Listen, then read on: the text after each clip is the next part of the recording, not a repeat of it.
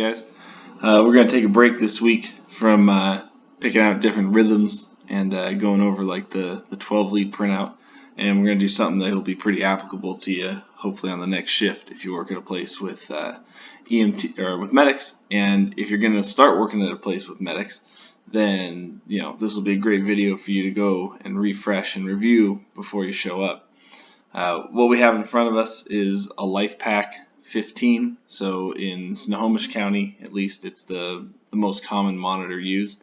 I don't know of anyone in Snohomish County who doesn't use a 15, but there's other companies out there, and the button layouts are different, and you would need a whole different tutorial as far as like where the buttons are and what they do. But not really important because, again, in Snohomish County where most of us are working, the LifePak 15 is the go-to monitor. The nice thing is all the things we've talked about prior as far as reading a 12 lead are all the same. It doesn't matter which company monitor you're using. But the button layout is different, and although I like the LifePak 15 the most of any monitor I've used, it definitely has like a very intimidating look. I mean, there's buttons all over the place and they're different colors, and so what we're going to do is we're just going to go from left to right here through the whole monitor, and we're going to explain what all these little pieces are, all the buttons, what they do, and then your role as an EMT is going to be to understand how this thing works. And you'll see by the end of the video it's really straightforward and pretty simple. But if you and I were on a call together, while I'm asking the patient what's going on, getting the story, I'm going to ask you to do things like hook them up on a 12 lead, get them on the pulse ox, get them on blood pressure, and so it's your job really to run the monitor. So yeah, let's go ahead and kick it off. So we'll get our landmarks first here. This is going to sound so basic, so please, I'm not trying to be insulting to you guys, but if we go step by step, we're not going to miss anything, right? So the screen here is the only thing that gives us any kind of feedback as far as like what we're doing. So none of these buttons like will do anything as far as giving us information. It all comes from the screen. And up here, this is always going to be the heart rate. Real quick bonus question. We'll take a pause here. Anyone want to take a guess at what rhythm that is? If you need more time, pause the video. Okay, so that's VFib. So they have this obviously hooked up to like a rhythm generator, but it's VFib and the monitor's confused. Of course, the heart rate is 0, right? But the monitor thinks that maybe maybe this here and this here and this here, they're all ventricular beats, so it's taking a guess, but we know that the heart rate is 0, and that's VFib. So good, our heart rate's in the top left here. The next guy below is SpO2, and if you had the SpO2 hooked onto your patient, you would see see if I can grab blue here real quick. You would see a blue waveform like this on the monitor as they breathe in and out. And what I just drew there is pretty close. Right below that, if you had end tidal hooked up, so end tidal is measuring how much CO2 they're breathing out, and it would actually be an orange box, and it would sit right here, and it might have a number like 39, and then you would see these squares like this, and this is, if someone's breathing, that's exactly what we want to see. We want to see those orange squares and the blue kind of rolling hills. That's a good number. And then your SpO2, which you guys should be familiar with, would say something like 96%. So excellent. And then right down here in green, in this little box, would be your blood pressure. So you can tell by taking a quick glance at the monitor, you get heart rate, pulse ox, end tidal if you have it hooked up, and your blood pressure right in front of you. So it makes it kind of nice. And plus you get, you can see a little, like right here, you can see a little waveform if you have the 4 lead hooked up. So we'll just leave those drawings on there because it looks close to the real thing. Next, this guy right here, that's telling you whether your Bluetooth is on or off. So if you use a tablet, let's say for in the county now, I think we're all using ESO. So if you use ESO, you can transmit all this information into ESO via Bluetooth. So that's pretty nice. These two, there's two batteries on the back, and so it's just your battery indicator. Once one battery dies, it goes to the second one. The good rule of thumb, if you're going to be a good partner, is the way this is configured right now, it's saying that battery 1 is halfway out. So I would, when I get back to the station, I'd take battery 1 out, replace it with a fresh one, and charge it up. Try to keep them full as much as possible. And most of the rigs nowadays let you plug in your LifePak, but some people don't have that. So yeah, if you notice one of your batteries is half out, good firemanship, go ahead and take care of it. This, which you can't really see because the image isn't clear, is your joules, and that's a medic thing, and so it's how much energy we're going to shock the patient with, and you can preset that, so that way your very first shock is, you don't have to choose the amount, it's just ready to go. That should be set at 200, so if you go there one morning and you see it say 360, it's a problem. Okay, tell your medic about that. This box right below here is normally not showing. Using this wheel right here, this turns in a circle, and then it can also be clicked. And you can choose what view you want right here. So if you want lead 2, you can choose lead 2. If you want, in this case, they want the paddles, then you can have the paddles, which are the patches. If you want V1, you can show V1. Whatever you want, you can choose. But yeah, normally that's not there unless you bring it up. So yeah, that's pretty much it for the screen. Sometimes you'll get different messages.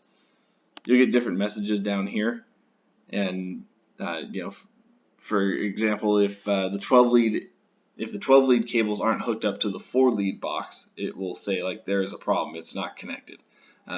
So most of the stuff that's written down here is not necessary information, but it's there. Real simple, right? The most important part, you gotta turn it on. I learned from a medic early on, he would carry his LifePak in, and the second he saw his patient, he'd hit the on button, and that way he had a record of the exact second that he walked in and started the call. And the LifePak keeps track of everything we do throughout the whole call. So if he turns it on, there's an accurate record from the second he saw the patient until the time that we turn it off. And so it's a habit I've got into, and I think it'd be a good habit for you to do as well as an EMT. If you're carrying the LifePak in the second you see the patient, click it. That's, you'll have your patient contact down to the second. We're going to bounce over to the left side of the monitor though, even though we were just up in the top right. This guy right here is a little door that lifts up, and that's where you plug in your end-tidal CO2. So your end-tidal CO2 is either going to go on your bag valve mask, or it's going to be, it looks like a nasal cannula with kind of a bulb hanging out on the bottom, and that'll give us the orange number over here. So that's something you're going to have to hook up and put on. It's not pre-attached to the monitor like some of these other things we're going to talk about. But any respiratory patient, anyone who is altered or anyone who's having difficulty breathing, I would definitely throw end-tidal on without being asked. It'll make you look good. The next guy right here, the red cable, is SPO2, and pretty simple, right? It's going to give us the blue number, and you can see there's a little notch right here. So when you're putting it in, it's pretty obvious which way it goes. Like you just put the notch in the little hole, and you're good to go. Below that right here is where the blood pressure cuff clicks in, and then to take a blood pressure, this is kind of not very intuitive, but it's the NIBP. It's this guy right here. You click that, and the cuff will start pumping up, and it will take a blood pressure, and then it'll show up right here. If you want to get really fancy, you can take the wheel and you can hover over this square, and you can actually tell the monitor to take a blood pressure every 1 minute, every 2, 3, whatever you want. You can set it on an interval. So, if I asked you to set the monitor up as we're getting in the rig, we're going to head to the hospital. It's a really good habit to get on there and just click, every 5 minutes or every 3 minutes, and it'll just chew away, and that's one less thing we have to think about, right? It's constantly giving me new blood pressures. So it's nice. The monitor can really make our lives easier if we know how to use it. And then right below that, this cable right here is the 4-lead cable, and it runs. So we'll just draw, if this was the 4-lead cable, there's a box, and then all 4 of the leads come off of it, and the 12-lead actually plugs in to it. The 12-lead is like another strand of cables, and it would plug in to the 4-lead box. And you don't have to hit anything to get that working. Once you attach all the stickers, it'll just start showing up on the monitor. So we'll go over to the right side here. This can be used. So a lot of departments that have ALS crews don't use AEDs anymore. They just use the LifePak. And so if you were on a BLS crew and you wanted to use this as an AED, then what you would do is you would see right here we have 1, 2, and 3. So you would literally hit on, hit CPR, hit analyze, and then that will put the monitor into AED mode, and it's gonna do exactly what you're used to as an AED, right? It'll tell you to don't touch the patient, analyzing, shock advised, that whole thing. So you can use it as an AED if you want, and then the nice thing is if you're using it in that mode, we can come in and we can turn it back into manual mode without having to take patches on and off and waste time. So that's kind of cool. So going down the buttons still here on the left side, the lead button. So that's a way to bring up this screen right here. Or again, you can just use the wheel. Up to you. Size, we can change the amplitude, so how much we want to zoom in on this stuff. Your medic will probably have a preference of what he wants it set at or she wants it set at. You shouldn't be messing with lead or size buttons really. If you work for a medic who wants that kind of thing, he or she will let you know for sure. Sync. So sync is, let's go back to one of the lessons we talked about a few weeks ago. We talked about someone who's in ventricular tachycardia, VTAC. That person can be alive or dead.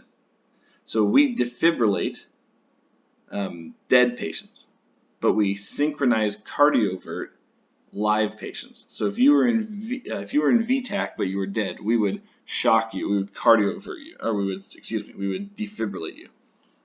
If you were in VTAC and you were alive, then we would synchronize cardiovert you, and that is making the monitor, it finds all the QRS complexes and it makes sure that it shocks you right at the right time to try to convert you. And the sync button will help us do that. And so when you hit sync, you'll actually see on the QRS, you'll see the monitor put these little lines right next to the QRSs, and that is letting you know that the monitor is sunk up with the heart rate. NIBP, that's your button, like we said again, for blood pressure. The alarms button right here, we can set different alarms. So say we're going to go on a long transport, right, and we're worried about, and we're giving someone pain medication that may keep them from breathing fully. We can set the alarm to scream at us when the SpO2 drops below 94%, or will scream at us when our end tidal goes above 45, whatever we want, or our blood pressure goes low. So the alarm button allows us to set different alarm parameters. Hardly used around here because our transport times really aren't long enough to warrant it. But if you were going to do a long transport, it's nice, so that way you don't get complacent. If you set the alarms, it's going to scream at you if something goes awry. If you want to test it, the really good way is set the SpO2 monitor at set the alarm at 99, and then have it on your finger and take the pulse ox off, and it will start beeping at you because now it's 0, right? But so it's pretty sensitive. The options button here, it gets you into the whole menu of different things you can do. Probably the the two most common things you'll hit that for is if you're working a CPR, you can actually enter in medications as you give them through the options menu, which is kind of cool. And the other thing you can do is you can access the archives. So let's say you went on this call, it was super cool, the 12 lead was crazy, and you wanted to print it out and show one of us, or you had questions about it. You can go into the options menu and you can print off an EKG paper of all the 12 leads you did from a prior call. So you always have access to the old information, and it'll store it for years. So you can go back and find the call. Event, that's going to do kind of the same thing as the options. We can it's like a quick button to punch meds in. So if you want to say, oh, we just did this, then you can enter it into the call log that the LifePak is recording. The home button right here, anytime you want to get back to this main screen that we're looking at, if you were in options or event, or you were messing around with something else, if you ever want to just stop what you were doing and get back to the home screen, hit the home button. Coming up to the right, this whole section right here will be for the medics to choose how many joules they want to shock at. So depending on the patient's weight and things of that nature, we will change the joules. And in general, the longer the CPR goes, the more shocks we do, the more joules we give. So we would, with the first one, we'd energy select. So I'd select, say it's the third shock, so 360 joules. I would hit charge, the monitor would charge, and then I would hit shock when everyone's clear and I'm ready to go. So those are the manual controls over the AED mode.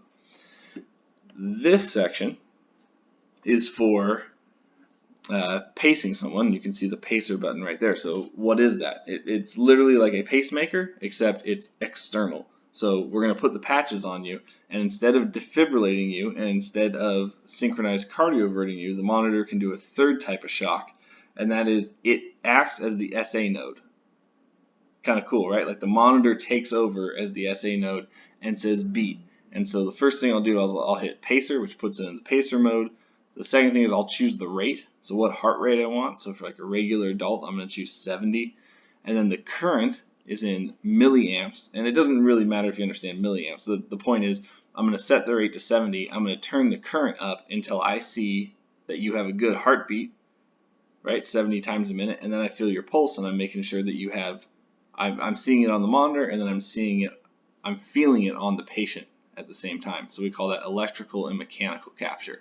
And then if for some reason we wanted to pause pacing, we could with the pause button, but there's no reason to, right? If I need to pace you, it's for very particular reasons. You're very sick, and if it's working, then I'm not going to touch it. You're going to go to the hospital, and it's going to suck, right? I mean, you're getting shocked more than once a second for the whole trip to the hospital. But it's that or death, so take your pick. Lastly, over here, this guy, pretty self-explanatory, 12 lead. Once we have all the 12 lead cables hooked up, hit 12 lead, and it will take about 10 seconds, and it will acquire a 12 lead. And then right down here, you can't see it, but that's where the paper actually spits out. Next one, transmit. So just like the Bluetooth right here, if we can either do it, if we click this button, it will either transmit through Bluetooth, or if we don't have Bluetooth, there's a USB cable on the back of the box, and we can plug that into the computer and transmit. So that's just the way to do that. Code summary, if you wanted, so we talked about like over in the options, you could go back and print off all the old 12 leads. If the monitor is still on, code summary will just give me the most recent call we did. But let's say it's two or three calls down the road, and I wanted to jump back and print that. If I hit code summary, it's not going to give me the one I want. So that's just for the most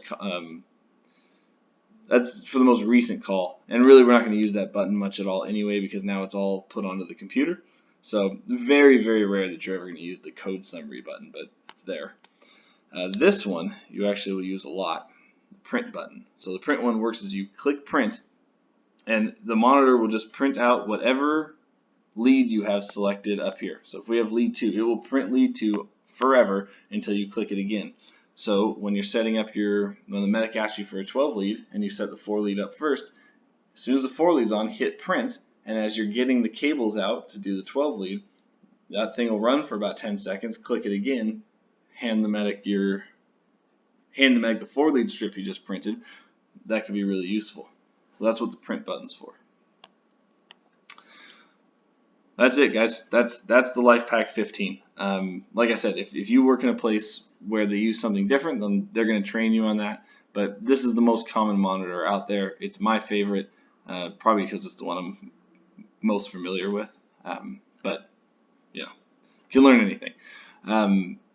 Yeah, real simple. If you are an EMT, you need to understand how this works, and you need to be able to do everything. Obviously, talk with your medic or your EMTs that work with you. They'll run you through the whole thing. But hopefully this video will set you up for day one. You should be able to walk in and have a pretty decent idea of like what the buttons do and you know, what your role in controlling it is. So excellent, guys. Appreciate you checking it out. And if you have anything, let us know. All right.